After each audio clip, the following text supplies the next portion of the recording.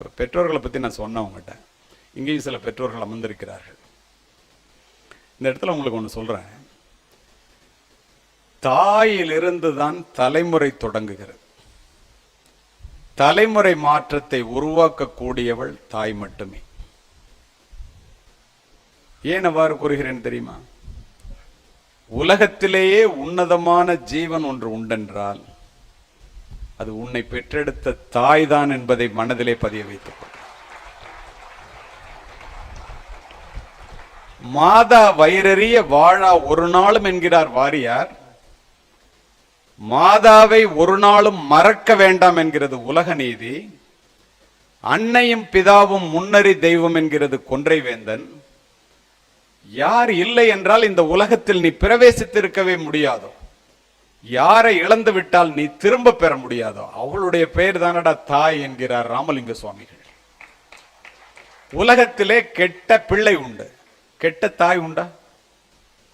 என்னுடைய தாயினுடைய காலடியிலே தான் சொர்க்கம் இருக்கிறது என்கிறார் நபிகள் நாயகம்.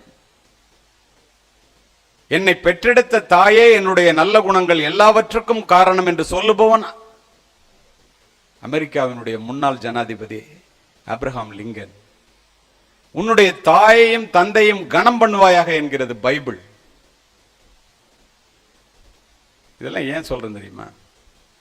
இங்கே வந்து இப்படி அமர்ந்திருக்கின்றீர்களே, தாயை போற்றி வீழ்ந்தவனும் இல்லை, தாயை தூற்றி வாழ்ந்தவனும் இல்லை என்பதை இந்த அமர்ந்திருக்கின்ற இடத்திலேயே மனதிலே பதிய வைத்துக் கொள்ளும்.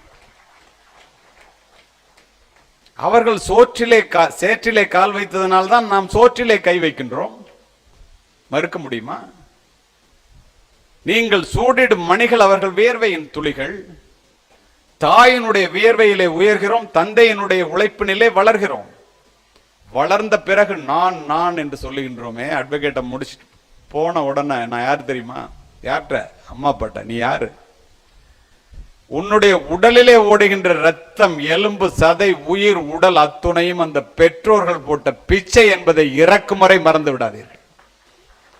அதுதானே உண்மை. யாராவது மறுக்க முடியுமா? ஓலை குடிசையிலே ஒழுகும் மழை நீரை குழந்தை மேல் படாமல் காப்பதற்காக ஒவ்வொரு தாயும் தன்னுடைய உடலையே கூடாரமாக்குகிறாள். 10 மாதம் உடலிலே சுமந்து புரண்டு படுத்தால் கூட பிள்ளைக்கு வலிக்குமே என்று உனக்கு வேண்டியதை உண்டு தனக்கு வேண்டியதை வெறுத்து நீ பிறப்பதற்கு முன்னால் இறைவனிடம் உனக்காக வேண்டிய ஒரு ஜீவன் உண்டென்றால் அது உன்னுடைய தாய் தான். நீங்கள் இளவயதிலே நனைந்திருப்பீர்கள், மழையினால் அல்ல, தாயினுடைய கண்ணீரால். ஏன் அவ்வளவு தூரம்? உங்களிடம் நின்று நான் உரையாற்றி கொண்டிருக்கின்றேன், முன்னாள் காவல்துறை அதிகாரி என்று, இப்போது சிறப்பு விருந்தினர் என்று. இதற்கெல்லாம் யார் காரணம்? வரப்பிலே பில்லறுத்து வயலிலே களை எடுத்து கையிலே வடிகின்ற ரத்தத்தை காசாக்கி என்னுடைய ஏழை தாய் என்னை படிக்க வைத்த காரணத்தினால் இன்று உங்கள் முன் நின்று கொண்டிருக்கின்றேன் என்பதை இந்த அவையிலே பதிவு செய்கின்றேன். அது போன்றதோடு ஏழை குடும்பத்திலிருந்து தானே பெரும்பாலானவர்கள் வந்திருக்கின்றோம். இங்க இருக்கிறவங்க எல்லாம் பணக்காரன் இல்லைங்க. டாடா பிர்லா குடும்பத்தில் இருக்கிறவங்க தான் பணக்காரன். நம்மெல்லாம் பணக்காரர்கள் அல்ல. நம்மெல்லாம் பணக்காரன் தயவுசெய்து யாரும் நினைச்சுக்காதீங்க. வீடு கட்டணும்னாக்கா 7000 கோடியில் கட்டுவோம். நமக்கு அதுக்கு எத்தனை சைஃபர்னு தெரியாது. சரி, இந்த தாய்ப்பாசம் என்பது எப்படி என்று சொல்லுகின்றார்கள் பாருங்கள். உண்டாக்கி பாலூட்டி வளர்த்த தாயை உமையவள் என்று உணரீரோ உணர்ச்சி கட்டியிருப்பான் பாரதி. கண்ணை விளக்காக்கி கையை தொட்டிலாக்கி இரத்தத்தை பாலாக்கி வளர்ப்பவள் தான் தாய். அதோடு மட்டுமல்ல, எப்படி பூமிக்கு அடியிலே இருக்கின்ற நீரானது கிணற்றின் மூலமாக முகம் காட்டுகின்றதோ, கிணத்துல தானே தண்ணி தெரியுது, பூமிக்கு அடியில் இருக்க தண்ணி தெரியாது. எப்படி பசுவினுடைய உடலிலே இருக்கின்ற பாலானது மடிக்காம்பின் மூலமாக சுரக்கின்றதோ, இறைவன் ஒவ்வொரு வீட்டிலும் தனித்தனியாக இருக்க முடியாது என்ற காரணத்தினால் தாயின் உருவத்திலே தரிசனம் தருகிறான் என்பதை மனதிலே பதிவு வைத்துக் கொள். சொர்க்கத்திற்கு போகின்ற வாசலை வீட்டுக்குள்ளே வைத்துவிட்டு சொர்க்கத்தை வெளியிலே தேடுகின்றாய் முட்டாளே, உன்னுடைய தாய் தானடா சொர்க்கத்திற்கு போகின்ற வாசல் என்று சொல்லுபவர் நபிகள் நாயகம். அப்படின்னா கேரளத்து மண்ணால காலடியிலே பிறந்த ஆதிசங்கரர் எல்லாத்தையும் விட்டுட்டு துறவு கோலம் பூண்டாருங்க. தன்னை தாயை விட்டு போக முடியல. இதயத்தை இரும்பாக்கி கொண்டு தாயிடம் சென்று சொல்லுகிறார், தாயே, உன்னுடைய இறப்பு செய்தி கேட்டால் நான் துறவி ஆனாலும் எங்கிருந்தாலும் வந்து மடி சுமப்பேன் என்று சொன்னவர் செய்து காண்பித்தார். பட்டினத்தார், முற்றும் துறந்த முனிவராக வாழ்ந்தவர் என்ன பண்ணார்? தன் தாயினுடைய இறப்பு செய்தியை கேட்டவுடன் பதறி அடித்து சுடுகாட்டிற்கு ஓடினார். தன்னுடைய தாயினுடைய உடலை பச்சை வாழை மட்டையிலே வைத்து ஞான நெருப்பால் எரித்து உருகி உருகி 10 பாடல்களை பாடினார். தாயினுடைய சிறப்பை சொல்லுவதற்கு இன்று வரை அது அழியாத ஓவியங்களாக நிலைத்திருக்கின்றன. சரி, உங்களுக்கும் எனக்கும் தான் தாய்ப்பாசமா? உங்களுடைய பேராசிரியர் சொல்லும் போது சொன்னாரே, நான் படிக்கும் போது கேட்கும் போது கண்ணிலே நீர் வந்தது என்று. இங்கே சில பேர் கண்ணை துடைப்பதை நான் இங்கிருந்து பார்க்கின்றேன். எது நெகிழ்வானதோ அதுவே மகிழ்வானது. இந்த தாய்ப்பாசம் உங்களுக்கும் எனக்கும் தான் என்றால் இல்லை என்கிறது வரலாறு. கோடிக்கணக்கான யூதர்களை கொன்று குவித்த ஹிட்லர் 2ஆம் உலகப் போருக்கு பின் தோல்வியை தழுவிய பிறகு தன்னைத்தானே துப்பாக்கியால் சுட்டுக்கொண்டு தற்கொலை செய்து கொள்ளும் போது தன்னுடைய தாயினுடைய புகைப்படத்தை மார்பிலே வைத்து தழுவியபடி நாற்காலியிலே சரிந்து கிடந்தான் என்கிறது வரலாறு. அதுதான் தாயினுடைய பாசம். எக்காரணம் கொண்டும் இது முடிச்சுட்டு நீங்க வீட்டுக்கு போனா ஒண்ணு சொல்றேன் உங்களுக்கு, உங்களுடைய பெற்றோர்களிடம் என்ன வேணுமா அப்படின்னு நீங்க கேட்டு பாருங்க. எனக்கு என்னடா வேணும், நீ மட்டும் நல்லா படிச்சுட்டேன்னா போதும், வேற ஒன்றும் வேண்டான்னு சொல்றதான் தாய். தாயை பற்றியே சொல்லி தனக்காக ஒரு வாழ்க்கை வாழ்ந்ததே கிடையாது. உங்களுக்கு தெரியுமா, தனக்காக சமைக்காத தாயும் தனக்காக சொத்து சேர்க்காத தந்தையும் உள்ள ஒரே நாடு இந்தியா மட்டும்தான். நான் உலகம் முழுவதும் சென்று உரையாற்றுவேன். நான் இப்ப தாயை பத்தி சொன்னேன், தந்தையை பத்தி ஏன் பேச மாட்டேங்கிறீங்கன்னு ஒருத்தர் கேட்டார் இன்னைக்கு காலையில வரும்போது. உங்களுக்கு தெரியுமா, 168 விமானிகளை சுமந்து கொண்டு 3 மாதத்திற்கு முன்னால் மத்தியதரை கடலின் மேலே 35,000 அடி உயரத்திலே ஒரு விமானம் பறந்து கொண்டிருந்தது. நடந்த நிகழ்வு. ஒரு மிகப்பெரிய சத்தம், என்ஜின் ஆஃப் ஆயிடுச்சு, புகை மண்டலம், மரண ஓலம், 168 பேரும் கத்துறான். என்னன்னு தெரியாம 20,000 அடிக்கு வந்துருச்சு. பைலட் வெளியில ஓடியாந்து சொல்றான், நம்ம மத்தியதரை கடல்ல விழுந்து சாக போறோம், தண்ணிக்குள்ள விழுவ போறோம், என்ஜின் ஆஃப் ஆயிடுச்சு, தயவு செய்து எல்லாரும் லைஃப் ஜாக்கெட்டை போட்டுங்க. எவனாவது அதுக்கப்புறம் பேசுவானா? மயான அமைதி. 10,000 அடிக்கு போயிடுச்சு. துணை விமானி மட்டும் முயற்சியை கைவிடாது தொடர்ந்து அதை ஆன் பண்ணிக்கிட்டே இருக்கான். திடீர்னு லைட் எரியுது, ஓடியாந்து வெளியில சொல்றான், 5,000 அடிக்கு வந்துருச்சு விமானம். போய் இவனும் உட்கார்ந்து முயற்சி பண்றான், என்ஜின் ஸ்டார்ட் ஆயிடுது. தண்ணீரை தொட இருந்த விமானத்தை மீண்டும் மேலே ஏற்றி எமர்ஜென்சி லேண்டிங்னு சொல்லி அவசர அவசரமா தரையிறக்குறான். எல்லாரும் வெளியில வர்றான். எப்படி இருப்பான் அவனுடைய மனநிலை பாருங்க. வழக்கம் போல நம்ம பத்திரிகைக்காரர்கள், இறப்பினுடைய விளிம்பை தொட்டுவிட்டு வந்திருக்கிறீர்களே, கடைசியாக யாரை நினைத்தீர்கள்? கேள்வி. எவனாவது பேச முடியுமா அந்த நேரத்தில்? ஆனாலும் ஒவ்வொருத்தரும் தன்னை நிதானித்து கொண்டு, சுவிட்சர்லாந்துலேருந்து வந்தவங்கள ஆரம்பிச்சு இந்தியாவிலேருந்து போன அத்தனை பேர் அங்கே இருக்காங்க. ஒருத்தன் நாட்டை சொல்கிறான், ஒருத்தன் வீட்டை சொல்கிறான், தன்னுடைய மனைவியை சொல்கிறான், ஒருத்தன் பேங்க் பேலன்ஸை சொல்கிறான், ஒருத்தன் இள வயதிலேயே நான் சாவ போறேனே அப்படின்னு வருத்தப்பட்டேன்னு ஒவ்வொருத்தனும் ஒன்று சொல்கிறான். ஆனால் உங்களுக்கு தெரியுமா மாணவர்களே, மாணவிகளே, என்னுடைய குழந்தைகளை, என்னுடைய பிள்ளைகளை இன்னும் கொஞ்ச நாள் இருந்து வளர்க்காமல் அனாதையாக விட்டுவிட்டு இறக்கப் போகின்றோமே என்று பதிவு செய்த 11 பேரும் இந்திய தந்தைகள் என்பதை மனதிலே பதிவு வைக்கிறோம்.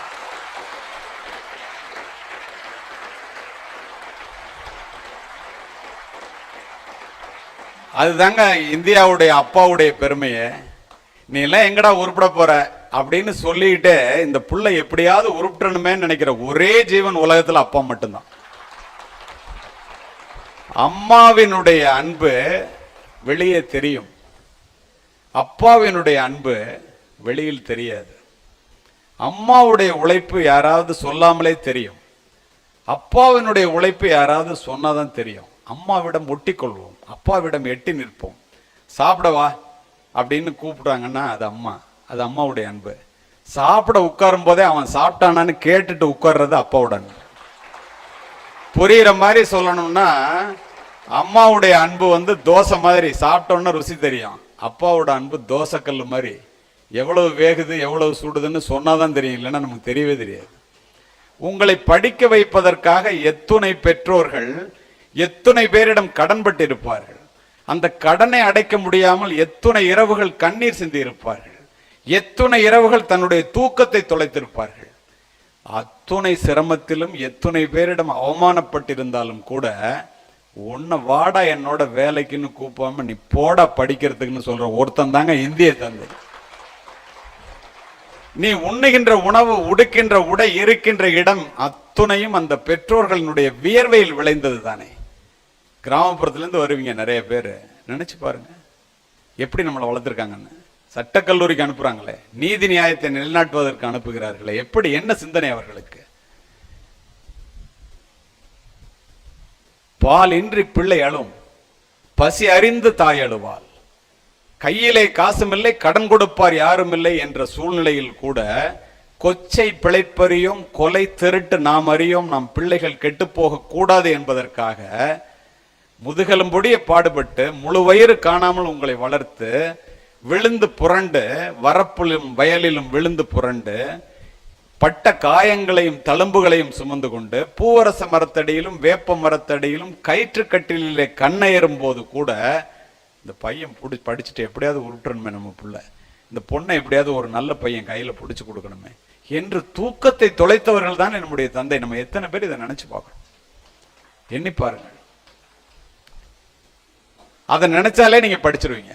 இந்த தாயினுடைய பெருமையும் தந்தையினுடைய பெருமையும் ஏன் சொன்னா, அவங்க உங்ககிட்ட கேட்கிற ஒன்னே ஒண்ணு, உங்ககிட்ட எதிர்பார்க்கிற ஒன்னே ஒண்ணு, தனக்கு கிடைக்காததையெல்லாம் உனக்கு கிடைக்கணும்னு அவங்க நினைக்கிறதுக்கு ஒரே காரணம், எப்ப போய் கேளுங்க, நீ நல்லா இருக்கணும், அது ஒண்ணு தாண்டா எனக்கு வேணும், எனக்கு வேற என்னடா வேணும்பாங்க. அமெரிக்கால 21 வயசு கிராஸ் பண்ணிட்டான்னா இருக்கிற வீட்டுக்கு, அவன் அப்பா இருக்கிற வீட்டுல அவன் இருப்பான், ஃபுல்லா அவன் வீட்டுக்கு வாடகை கொடுக்கணும். உங்களுக்கு எத்தனை பேருக்கு தெரியும்?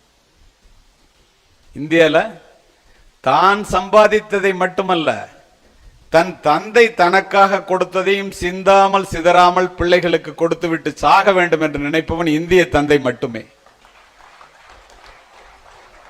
இந்த அம்மா அப்பாவனுடைய கருத்துக்கள் எல்லாம், இந்த நான் சொன்னதெல்லாம் அப்படியே உள்வாங்கிட்டு இந்த அரங்கத்தில் விட்டுறாம வெளியில போகும்போது நீங்க எடுத்துட்டு போகணுங்கிறதா என்னோட ஆசை. அங்க போய் அவங்ககிட்ட உட்காந்து பேசணுங்கிறதா என்னுடைய விருப்பமும் கூட.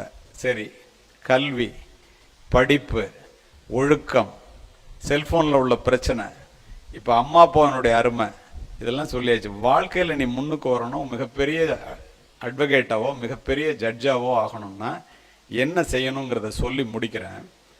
இந்த இடத்துல உங்களுக்கு சொல்றேன், இது கொஞ்சம் ஒரு நீண்ட செய்தியாகத்தான் இருக்கும்.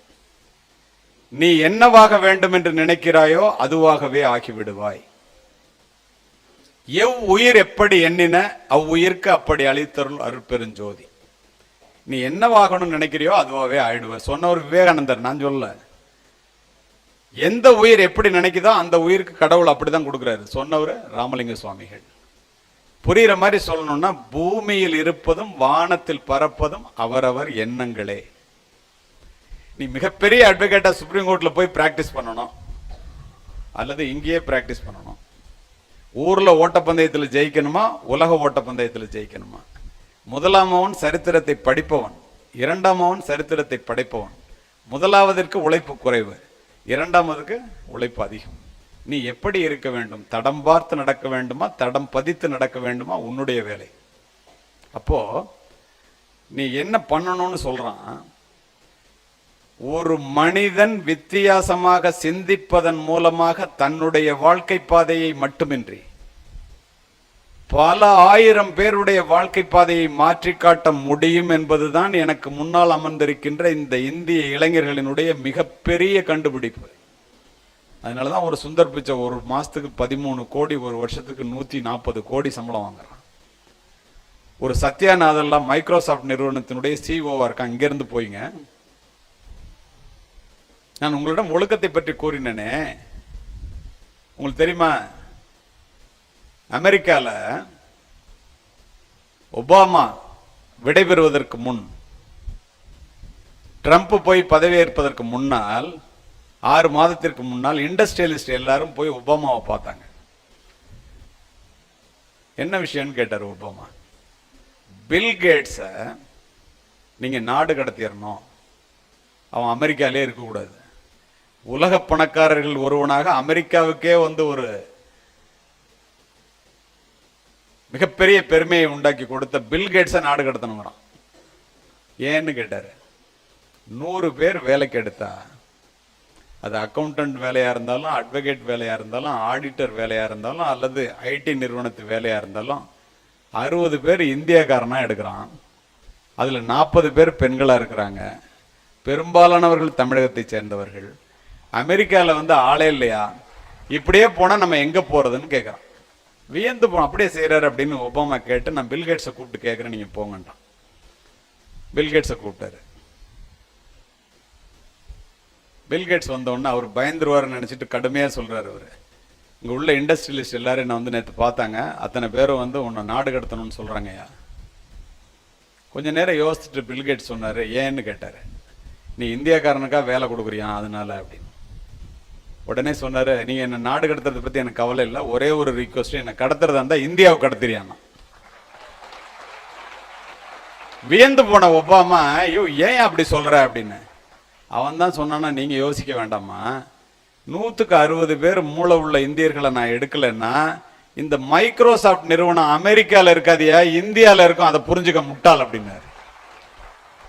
கொஞ்சம் கூட ஒண்ணுமே பேசாம நீ போயிட்டு வாயான்னு சொல்லிட்டு அமெரிக்க மாணவர்கள் மட்டுமே படிக்கின்ற பல்கலைக்கழகத்திற்கு சென்ற ஒபாமா, ஏண்டா உங்களுக்குலாம் 100 வருஷமா கம்ப்யூட்டர் இருக்கு, இந்தியாக்காரனுக்கு 100 பேர் கூட ஒரு கம்ப்யூட்டர் இல்லை, கம்ப்யூட்டர் துறையில கூட நீங்க அவங்கள ஜெயிக்க முடியாதா, ஏன் இப்படி இருக்கிறீங்க அப்படின்னு கேட்டாரு. ஒருத்தன் பதில் சொல்லல. உங்களுடைய தலைமை ஆசிரியை போல அல்லது பிரின்சிபாலை போல உட்கார்ந்திருந்த ஒரு ஆசிரியை தமிழ்நாட்டிலிருந்து அமெரிக்காவிற்கு சென்று அமெரிக்க குடியுரிமை பெற்ற ஆசிரியை நேர மேடை போனாங்க. ஒபாமா அவர்களே அனுமதி கொடுத்தால் அதற்குரிய காரணத்தை நான் சொல்லுகிறேன். அனுமதி வழங்கப்பட்டது. என்ன சொன்னாங்க தெரியுமா? அமெரிக்காவிலே பெற்றோர்களும் ஆசிரியர்களும் பிள்ளைகளுக்கு கல்வியை மட்டும் சொல்லித் தருகிறீர்கள், எங்கள் இந்தியாவிலே பெற்றோர்களும் ஆசிரியர்களும் கல்வியோடு சேர்த்து ஒழுக்கத்தையும் உழைப்பையும் சொல்லித் தருகிறார்கள், அது வரைக்கும் உங்களால எங்களை ஜெயிக்க முடியாதுன்னு சொல்லிட்டு இறங்கி வந்துட்டாங்க. அத்துணை பேரும் ஒத்துக்கொண்டார்கள். அப்ப நம்ம நிக்கிறது எங்க? பாரத நாடு பழம்பெரும் நாடு, நீரதன் புதல்வர் என்ற நினைவகற்றாதீர்லாம் சொல்றமே, எவ்வளவு பெரிய பெருமைக்கு சொந்தக்காரர்கள் நாம் ஒழுக்கம் தவறலாமா படிக்கின்ற காலத்திலே? whatever a mind of a man can conceive and believe he can achieve, Napoleon Hill achieve பண்ணிட்டு சொல்றாங்க. ஒரு மனித மூளை எதை உள்வாங்கி கொண்டு தன்னால் முடியும் என்று நம்புகிறதோ அது நடந்தே தீரும். when you really want something, the universe always conspire in your favor. அல்கெமிஸ்ட்ங்கிற புத்தகத்துல பவுலோ கவுலோ சொல்றான், ஒரு மனிதன் உண்மையிலே வாழ்க்கையில முன்னுக்கு வரணும்னு மனசுல நினைச்சிட்டான்னா இந்த உலகமே சேர்ந்து உதவி பண்ணும், உபத்திரவம் பண்ணாதுங்கிற. அப்ப நீங்க எல்லாம் வாழ்க்கையில முன்னேற வேண்டும் என்ற ஒரு வெறியோடு இங்கே அமர்ந்திருக்கின்றீர்கள். என்னை போன்றவர்களை எல்லாம் அழைத்து வந்து பேச வைக்கின்றார்களே, எதனால்? உலகம் செய்கின்ற உபத்திரவமா உதவியா? எப்படி செய்ய வேண்டும் என்று தெரியாமல் தடுமாறுகின்றவர்களுக்கு வழிகாட்ட வேண்டும் என்ற ஒரே எண்ணமாகத்தானே இருக்க முடியும். அப்போ இதுல என்ன தெரியுதுன்னா, எண்ணத்தை பத்தி உங்கள்கிட்ட நான் சொல்றேன்னு, the golden key to remember is the sole author of your success is your mind. The sole author of your success is your mind. If you master your mind, you master your first. ஆரம்பத்துல இருந்து நீங்க ஒவ்வொன்றையும் இந்த எண்ணத்தை பத்தி நினைச்சிட்டே வாங்க, உங்க வாழ்க்கை எப்படி இருக்குன்னு. இன்றைக்கு வந்து இந்த கல்லூரியில உட்கார்றதுக்கு காரணம் நீங்க நினைச்சதா தான் இருக்கும். The sole author of your success is your mind ன்னு சொல்றதுக்கு காரணம் நீங்க நினைச்சதுனால தான் அங்க வந்து உட்கார்றீங்க. அதுக்கு என்ன செய்யணும்? If you master your thoughts, you master your mind. Once you master your mind, you master your life. When you master your life, you master your destiny. விதியை மதியால் வெல்லலாம். அப்ப எல்லாமே ஆரம்பிக்கிறது மனதுல, எண்ணத்துல. மனித மனதினுடைய வலிமை மிகப்பெரியது. நம்முடைய வலிமையை நமக்கு தெரியாத காரணத்தினால் நம்முடைய எல்லைக்கோட்டை நாமே சுருக்கிக் கொள்கிறோம். தயவு செய்து பெரிதாக சிந்தியுங்கள். இந்த அட்வொகேட்டா படிக்கும் போது இந்த சட்டப்படிப்பை மட்டும் படித்துவிட்டு ஒரு சட்ட வல்லுநராக செல்ல வேண்டும் என்று நினைத்தால் அது உங்களுடைய விருப்பம். அதிலே பெரிய காரியங்களை சாதிக்க வேண்டும் என்று நினையுங்கள். ஏனென்றால் நீ எதை கேட்கிறாயோ அதைத்தான் வாழ்வு உனக்கு தருகிறது. அதனால் பெரிதினும் பெரிது கேள். சொல்லுபவன் பாரதி. எண்ணிய எண்ணியாங்க எய்துவர் எண்ணியர் திண்ணியராக பெறின். நினைச்சவன் சரியான ஆளா இருந்தா நினைச்சது நினைச்சபடி நடக்கும். சரியான ஆள்னா என்ன? கடுமையான நம்பிக்கை, கடுமையான முயற்சி, கடுமையான உழைப்பு, மிகப்பெரிய லட்சியம்ங்க. சரி, நீ இப்படிலாம் சொல்றியா, நீ நினைச்சது நடந்துச்சா? நினைச்சதெல்லாம் நடந்துருமா? அது மாதிரிலாம் ஒன்றும் நடக்கலையே என்ற எண்ணம் உங்களுக்கு தோன்றலாம். நினைச்சா நடக்கும். என்னுடைய வாழ்க்கையிலிருந்து பதிவு செய்கிறேன். ஒரு சாதாரண நாட்டுப்புறத்து ஏழை சிறுவனாக இருந்த நான், என்னை விட ஏழ்மையான குடும்பத்திலே படித்த என்னுடைய நண்பனுடன் கல்லூரிக்கு செல்லும் போது, பெற்றோர்களை பத்தி நான் உங்கள்கிட்ட சொன்னேன்ல, அந்த பெற்றோர்கள் ஏற்படுத்திய தாக்கம் எப்படின்னு பார்த்துக்கோங்க. நான் படிக்கும்போது SSLC +2 கிடையாது. SSLCயில் நான் வாங்கியிருக்கிற மார்க்கை பார்த்துட்டு சென்ட் ஜோசப் காலேஜில் சேர்க்கணும்னு என்னுடைய ஏழை தந்தை என்னை அழைத்து கொண்டு சென்றார். மார்க்கை பார்த்தோன்னா அட்மிஷன் தர்றேன்ட்டாங்க. ஒரு மாதத்துக்கு 60 ரூபா ஃபீஸ். ஹாஸ்டலில் தங்கி தான் படிக்க முடியும். தஞ்சாவூர்லேருந்து திருச்சிக்கு டெய்லி ட்ரெயினில் வந்து இந்த காலேஜில் படிக்க முடியாதுன்ட்டார் ரெக்டர். எங்கள் அப்பாவால் 60 ரூபா ஒரு மாதத்துக்கு கட்ட முடியாது. இன்றைக்கு உங்கள் அப்பாலாம் உங்களுக்கு எவ்வளோ கட்டுறாங்க ஹாஸ்டலில், அல்லது ஃபீஸ் எவ்வளோ கட்டுறாங்கன்னு யோசித்து பார்த்துங்க. நான் சொன்னேன், இந்த கல்லூரி நம்ம படிக்க முடியாதுப்பா, அந்த கல்லூரியிலேருந்து போயிடலாம் அப்படின்னு சொல்லிட்டு, இடம் கிடைத்த பிறகும் வறுமை காரணமாக அந்த மரங்கள் அடர்ந்த கல்லூரியை பார்த்து கொண்டே கண்ணிலே கண்ணீருடன் சென்றவன் நான். நடந்தது என்ன தெரியுமா? எந்த கல்லூரியில் எனக்கு வந்து படிக்கிறதுக்கு வறுமை காரணமாக இடம் கிடைக்கவில்லையோ, அந்த கல்லூரியை போன்ற நூற்றுக்கணக்கான கல்லூரிகள் இருக்கின்ற திருச்சி மாவட்டத்திற்கே மாவட்ட கண்காணிப்பாளராக மாறி,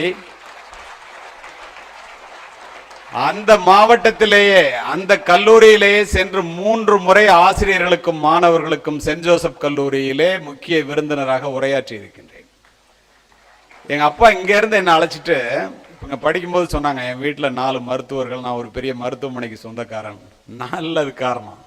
அதுக்கு யார் காரணம் தெரியுமா? மெடிக்கல் காலேஜில் போய் பஸ் நின்றுச்சுங்க. எங்கள் அப்பாவுக்கு என்ன டாக்டர் ஆக்கணும்னு ஆசை. உங்களில் உங்கள் அப்பாவுக்கு கூட சில பேருக்கு இருந்திருக்கலாம். பணம் இல்லாத காரணத்தினால அரசு கல்லூரியை நோக்கி சென்றவன் நான் BSc படிக்கிறதுக்கு. அப்படி போகும்போது என்னுடைய நோக்கம் காக்கி உடைந்த காவல்துறை அதிகாரியாக வேண்டும் என்பது. என் தந்தையினுடைய நோக்கம் 300 ரூபா பணத்தை வச்சுக்கிட்டு மிகப்பெரிய மருத்துவர் ஆக்கணுங்கிறது. நடக்குமா? அது நடந்து போகும்போது மெடிக்கல் காலேஜ்கிட்ட நிறுத்தி வச்சுட்டு, என்ன தம்பி, உன்னதான் நான் டாக்டர் ஆக்க முடியல, வறுமை தாண்டா காரணம். இந்த மெடிக்கல் காலேஜ் செவுத்தையாவது தொட்டு பார்த்துட்டு வரேன். மெடிக்கல் காலேஜ் செவுத்தை போய் தொட்டு பார்த்துட்டு அழுதுகிட்டே வந்தாருங்க. அதிர்ந்து போன நான், ஒரு விவசாய தந்தைக்கு ஒரு மருத்துவ படிப்பில் இப்படி ஒரு ஆசையா, அப்படிப்பட்ட புனிதமான படிப்பா அது என்று நான் நினைத்து, இந்த சம்பவத்தை நானும் என்னுடைய மனைவியும் என்னுடைய பிள்ளைகளிடம் சொல்லி சொல்லி வளர்த்த காரணத்தினால், பிள்ளைகளும் அதை உணர்ந்து படித்த காரணத்தினால், என்னுடைய வீட்டிலே இன்று 4 மருத்துவர்கள், நான் ஒரு மருத்துவமனைக்கு சொந்தக்காரன் என்றால் அத்துணைக்கும் காரணம் என்னுடைய ஏழை தந்தை உண்டாக்கிய தாக்கமே காரணம். பெற்றோர்கள் பின்னால இருக்கிறவங்க வறுமையின் மூலமாக தாக்கத்தை உண்டாக்க வேண்டும். எதுக்காக இருந்தாலும் பணத்தை எடுத்து கொடுத்து கிரெடிட் கார்டை கொடுத்து பைக் வாங்கிக்கன்னு சொல்ற அப்பா தேவையில்லை. அப்ப பிள்ளைகளுக்கு ஆசைக்கு வாழாமல் தேவைக்கு வாழ கற்றுக் கொடுங்கள். பிள்ளைகளுக்கு அதிகமாக பணம் சேர்த்து வைக்கின்ற அப்பாக்களை விட பிள்ளைகளுக்கு சிக்கனமாக வாழ கற்றுக் கொடுக்கின்ற பெற்றோர்கள் மேன்மையானவர்கள் என்பதை காவல்துறை அதிகாரியாக பலமுறை கண்டிருக்கின்றனர்.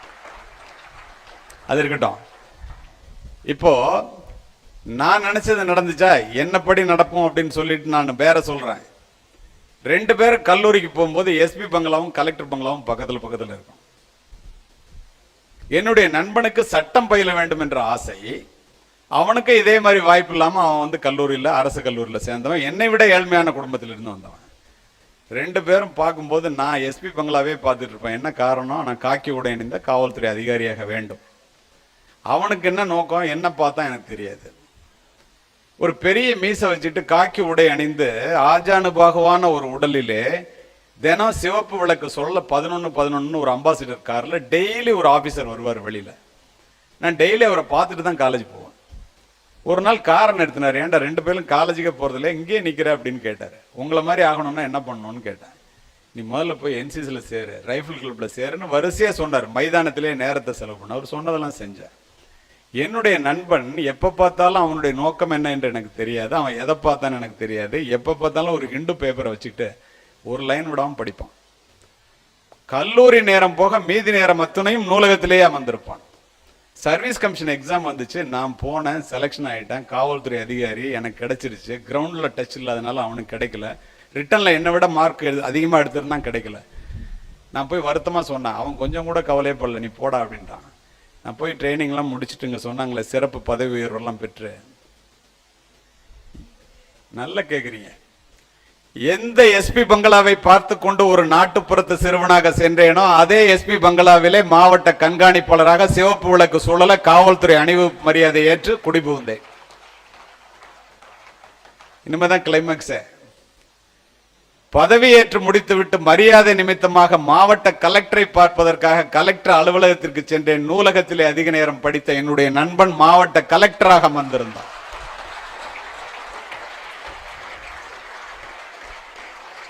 ஏன் சொல்றேன் தெரியுமா?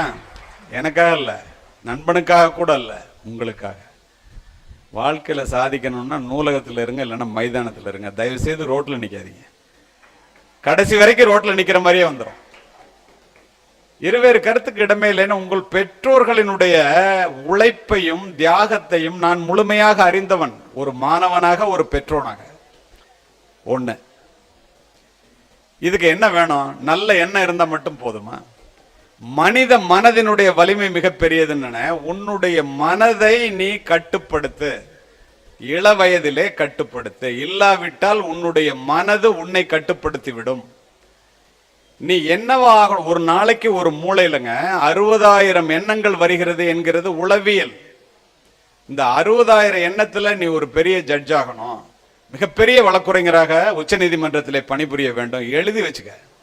நீ ஒன்றை என்ன ஆக வேண்டும் என்று எழுதி வைத்துக் கொண்டு தினம் தினம் அதை பார்த்தால் 59,999 எண்ணங்கள் செயலற்று போகின்றன. இப்போதே நீ ஒரு பெரிய நீதிபதியாக இருப்பதா போல, ஒரு பெரிய ஐஏஎஸ் ஆபிசரா, ஒரு பெரிய எத்தனையோ சட்டம் படித்தவர்கள் ஐஏஎஸ் ஐபிஎஸ் அதிகாரிகளாக இருப்பதை நான் பார்க்கின்றேன். ஒரு பெரிய நீதிபதியாக இருப்பதை போல் இப்போதே கனவுகான். ஏன் அப்படி சொல்றேன் தெரியுமா? ஆல்பர்ட் ஐன்ஸ்டீன் மிகப்பெரிய விஞ்ஞானி சொல்றாருங்க, அறிவை விட மேன்மையானது கனவுகள், கற்பனைகள். நீ எதை கற்பனை செய்கிறாயோ அதுதான். நான் இப்ப போலீஸ் ஆபீசரா எஸ்பி ஆகணும்னு நினைச்சேன், எஸ்பி ஆகணும் இல்லையா? நீங்க அது மாதிரி நினைச்சா உங்களால ஏன் ஆக முடியாது? என்னுடைய நண்பன் கனவு கண்டான் அல்லவா கலெக்டர் ஆகணும்னு, ஆனல்ல. உங்களை விட வாய்ப்புகள் குறைந்து, உங்களை விட சாதாரண படிப்பை படித்த நாங்கள், சட்டம் படிக்கின்ற உங்களால் எப்படியெல்லாம் சாதிக்க முடியும்? 5 ஆண்டு சட்ட படிப்புங்கிறதெல்லாம் பெரிய விஷயங்க. வாய்ப்புகளே கிடையாது முதல்ல எல்லாம். இப்போ 3 ஆண்டுகள் இருந்தது, 2 ஆண்டுகளாக கூட இருந்தது. அப்போ நீங்க கையில இருக்கு. இந்த நேரத்தை யூஸ் பண்ணல அப்படின்னா நீங்க எந்த நேரத்தை யூஸ் பண்ண முடியும்? லட்சியம்னு சொல்றாங்களே, என்ன எல்லாரும் சொல்றாங்க லட்சியம்னு. Without clearly defined goals, you are like a brain surgeon operating with a blindfold on. கண்ணை கட்டிக்கிட்டு அறுவை சிகிச்சை நிபுணர் ஆபரேஷன் போனா எப்படி இருக்குமோ அது மாதிரி தான் படிக்காம போனா, லட்சியமே இல்லாம போனா. அம்பை எய்வதற்கு முன்னால் உன்னுடைய இலக்கை குறிபார்த்துக்கொள். துப்பாக்கியை தூக்குவதற்கு முன்னால் உன்னுடைய குறியை நிர்ணயித்துக்கொள். ஏன் தெரியுமா? இலக்கில்லாத அன்பும் குறிபார்க்காத துப்பாக்கியும் வீணானது மட்டுமல்ல, விபரீதமானது. எவ்வளவு பெரிய சிங்கம் வலிமையானதாக இருந்தாலும் ஒரு சிங்கம் 2 மான்களை விரட்டினால் ஒன்றை கூட பிடிக்க முடியாது. உன்னுடைய வாழ்க்கையின் லட்சியம் ஒன்றே ஒன்றாக இருக்கட்டும். நம்பிக்கைன்னு சொல்றாங்களே, என்ன எல்லாரும் தான் நம்பிக்கையோட உட்கார்ந்துருக்கோம். நாம் வைத்திருப்பதெல்லாம் நம்பிக்கை அல்ல. நம்பிக்கை என்ன தெரியுமா? ப்ரூஸ்லி உங்களுக்கு தெரியாதவங்களே இருக்காது. 1970ஆம் ஆண்டு பிளானட் ஹாலிவுட் அப்படின்னு ஒரு இடம் அமெரிக்காவில் இருக்கு. அதுல ப்ரூஸ்லி தனக்குத்தானே எழுதி வைத்துக் கொண்ட கடிதத்தை நீங்களாம் படிக்கணும், அல்லது படிச்சது தெரிஞ்சுக்கணும். என்ன எழுதியிருப்பான் தெரியுமா? 1970ஆம் ஆண்டு அவன் எழுதுறான் அந்த கடிதம். அந்த கடிதத்தில் அவன் சொல்றான், ஆசியாவில், அவன் சொந்த ஊர் ஹாங்காங், ஆசியாவில் இருந்து வந்த ஒரு ஏழை மாணவனாக $1 கூட இல்லாம அமெரிக்க மண்ணில் நிற்கிறேன். இன்னும் 10 ஆண்டுகளில் 1980ஆம் ஆண்டுக்குள் என்னுடைய பயிற்சி முயற்சியின் மூலம், எனக்குள்ள வலிமையின் மூலம், வித்தியாசமான நடிப்பின் மூலமாக அமெரிக்காவிலே மிகப்பெரிய நட்சத்திரமாக ஜொலிப்பேன், 1 கோடி அமெரிக்க டாலர்களையாவது நான் சம்பாதித்திருப்பேன், இது சத்தியம் என்று எழுதின கடிதத்தை சீக்ரெட்னு போட்டு முத்திரை குத்தி மாட்டி விட்டுருக்கான், போறவங்க பார்க்கணும்னு. நடந்தது என்ன தெரியுமா? 10 ஆண்டு அல்ல, 1973ஆம் ஆண்டு என்டர் த டிராகன் படம் வந்துச்சு. அமெரிக்காவிலே மிகப்பெரிய நட்சத்திரமாக அல்ல, உலகிலே மிகப்பெரிய நட்சத்திரமாக 100 கோடி டாலர்களை சம்பாதிக்க முடிந்தது அவனால். அதற்கு பிறகு இறந்தான் என்பது வேறு. அதுதாண்டா லட்சியம், அதுதாண்டா நம்பிக்கைங்கிறான். ஒரு பறவை கூட மரக்கிளையிலே உட்காரும் போது கிளை முறிந்து விட்டதே என்று அஞ்சுவதில்லை. ஏன் தெரியுமா? பறவை நம்பி இருப்பது தன்னுடைய சிறகுகளை. கிளை முறிந்தால் பறந்துவிடும். நீ உன்னையே நம்ப கற்றுக்கொள். தன்னையே நம்பாதவனை உலகத்தில் ஒருத்தராலும் முன்னேற்ற முடியவே முடியாது. விழுந்து கிடந்தால், உறங்கி கிடந்தால் சிலந்தி கூட நம்மை சிறைப்பிடிக்கும். எழுந்து நடந்தால் எரிமலையும் நமக்கு வழி கொடுக்கும். முடியாது என்று நினைத்து விட்டால் மூச்சு காற்றும் நின்றுவிடும். முடியும் என்று துணிந்து விட்டால் மூளைக்குள் மின்சாரம் பெறப்படுக்கும். தன்னம்பிக்கை என்னும் நெருப்பு பொறியை மனித மனம் தாங்கி நின்றால் எண்ணியது எண்ணியவாறு நடக்கும். இடையூறுகள் எரிந்து சாம்பல்.